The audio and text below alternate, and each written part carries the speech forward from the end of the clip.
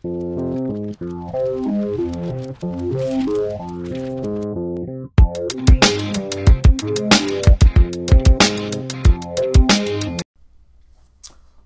up, fellow comic heads? It's your boy ComicHead84 coming at you with a new video concept that I want to try out. My hot 10 picks for next week's comic book day, so January 30th. So, because I usually like to look ahead and see, what books I got my eye on, so I can try and, because I usually don't order before the final order cutoff when I find stuff in previews. So normally I just try to find it a week or two ahead of time. And usually if I email my LCS and let them know I'm looking for it, they generally make it happen. So anyway, I'm going to give you 10 hot picks from your boy. Keep in mind, I'm not going to give you all the sick books that are coming out next week with, the sneak preview.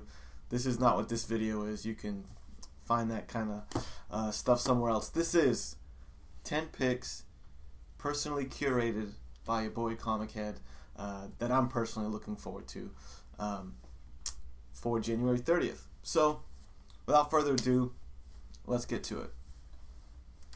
First book, Age of X-Men, #1. Truth be told, I have not been impressed with this current reboot of X-Men, the Uncanny Run, but I am intrigued with this Age of X-Men storyline. I heard the premise of it, of like a mutant utopia that has been created and what that looks like. The designs of these characters, like that design of Magneto looks pretty dope. So I'm not sure what to make of it yet, but I'm definitely going to pick it up and give it a shot. So, Age of X-Men #1. #2 on my list is Batgirl #31. Art germ cover. Even though I'm trying 2019, I'm going to try and ease up on just the beautiful woman cover by that I don't read the interior of. Like Batgirl, Supergirl, Wonder Woman. A lot of those titles, Catwoman. I wasn't buying them for the read, stunning covers. This one's kind of like that, but it still looks pretty good. Even though I maintain that it looks like Batgirl has an overbite in this cover, but it still looks pretty cool. So, Batgirl #31. Next up is Captain America #7, and I haven't been currently reading the current Cap run. But man, these two covers really catch my eye. The first one, the Phil Noto 80th anniversary, which these covers have been looking pretty dope. And the one that he's doing for Cap, as you can see, is like 90s X-Force. You got Deadpool in there. Notice the Rob Liefeld Captain America design on that cover, which I thought was a really nice touch to go along with X-Force and Deadpool and stuff. So very cool. Jubilee, Bishop, Gambit, all Venom in the background looks really dope. So that cover's amazing. And even the Alex Ross cover on this one, that's a really striking image with the cops apprehending Cap. Cool spotlight on him. It's a very cool composition, the way the camera angle that he has. Really striking cover. So again, I'm not reading Cap, but those are two pretty nice covers. Something I definitely am reading and loving, this one right here, Detective 997. If you're not up on Detective, I recommend you do. Tomasi and Mankey, that duo is just killing it on Detective right now. And you'll notice on the cover, in the title, Misery and Miracles, and our boy Batman with a Mr. Miracle mask on. Spoiler, whatever, the cover is a spoiler. That was the cliffhanger at the end of the previous issue. Mr. Miracle and Batman are linking up, which is very interesting to me. So I'm very much looking forward to seeing how that plays out. But not scot-free Mr. Miracle. Old school Thaddeus Brown Mr. Miracle. So this is a read recommendation for sure. Next up, number 5 on the list, Doctor Strange number 10. Doctor Strange number 10 has a pretty sweet Joe Quesada variant cover, which is pretty nice. And also, I see that they're soliciting a black and white Quesada cover. And this is the best image I could find of it. Even though this looks more like a preliminary sketch, they may very well release this as a cover, I'm not sure. But I have a feeling that at the very least it's going to be that image, black and white ink style, which that'll be a nice cover to get. So really cool Doctor Strange cover there, issue number 10. Number 6 on my list, Solo Star Wars comic, number 4. You know, these are not good reads. I mean, they're not reads that I pick up anyway. I know some of these series have been hot books to get. They tend to rise in value and stuff like that. This one only got on my radar because this is a Yasmin Putri cover. A really nice looking cover too.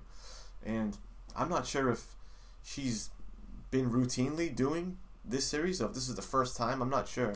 But this is the first time that I caught wind of Putri doing a cover for this Star Wars series. So very nice looking cover. Might be something to consider. Number 7 on my list, Zombie Tramp. Zombie Tramp, number, I'm not sure the number, 30 something. I like some of these Zombie Tramp covers. I just started picking some of these up, and this Turner variant is pretty dope looking. This is the PG version, which is probably, this is the one that I think I'm gonna get, but there's also the risque version of that cover as well. I'm considering getting them both, but if I end up only getting one, I think I'm just gonna get the PG one. I just think it's a better looking cover. So Zombie Tramp is something to look for. Number 8, Old Lady Harley. You know, the read is so on these. The attempt at humor in these books is atrocious, to be honest with you. But I've been picking these up because, man, if DC decides to go the old lady, old man route that Marvel has, these things are chock full of first appearances. This series has already given you the first appearance of Old Man Batman, Old Man Joker. The whole Rogues Gallery of Batman has been appearing in these books. They're not terrible. I like the concept, but like I said, it's very jokey and very poorly executed. So whatever. Old Lady Harley, and as you can see, Old Man Aquaman is on the cover of this one, so there's another first appearance. Alright, we're getting towards the end of the list. Number 9, Bone Parish number 6. Bone Parish has been a stellar read. This is halfway through this. I don't know if I think it's going to be a miniseries, 12 issues, because they build this book as number 6 of 12. They've been releasing these issues as a 12-issue miniseries. So we're halfway through. Really cool series. If you haven't been reading it and you're interested in jumping onto it, get the Hoopla app, the free library app that, if you hopefully you guys are aware of it. Here's a little button thing on my video explaining how that works. I think Simple Man Comics also just recently did a video highlighting Hoopla too. So get on Hoopla. Bone Parish drops every week on that app. And personally, that's how I've been reading it. It drops the same day. It drops on Wednesday or Thursday. Bone Parish number 6. And number 10, and probably the one that I'm most anticipated for, Heroes in Crisis. Dude, that cover is crazy. I've been totally digging the case file, the traumatic event case file covers on these books. And dude, I don't know how I didn't see this one coming, but of course, the murder of Jason Todd. Oh, that's so fire. Oh my god. Even the read's been pretty good. Heroes in Crisis is a decent read. I have some qualms with it, but oh my god, that cover is so fire. So, there you have it. Some hot, spicy covers, some hot, spicy books that I'm looking at next week.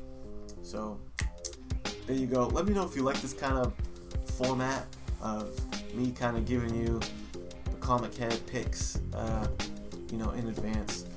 Hope you enjoyed it. That's all I got. Catch you next time. Peace.